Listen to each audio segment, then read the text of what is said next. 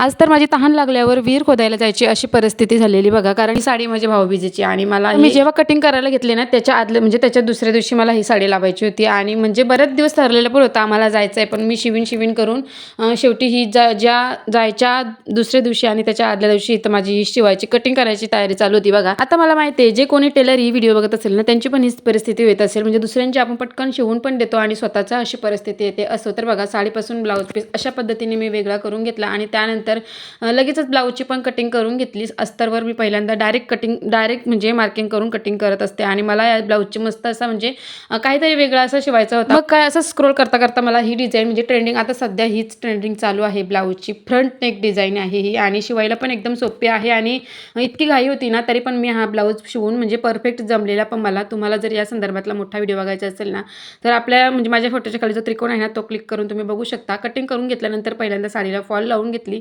आणि लगेचच ब्लाऊज पण स्टिचिंग करून घेतली आणि बघू शकता तुम्ही अशा प्रकारे माझा ब्लाऊजचा फायनल लुक आलेला. म्हणजे मी लेस वगैरे काय वापरत नाही, तुम्ही नेहमीप्रमाणे माझ्या ब्लाऊजमध्ये बघत असाल. जास्त करून माझ्या ब्लाऊजांना लेस वगैरे लावलेली आवडत नाही, तर बघा सिंपलच म्हणजे शिवून घेतलेला मी आणि एकदम फिनिशिंगमध्ये आणि मस्तच वाटत होता. आणि मागे मी ओपन असा ठेवलेला हुक, वर खाली हुक लावून अशा प्रकारे घाईघाईत का होईना पण माझा ब्लाऊज मी तयार केला. चला तर मग बाय बाय.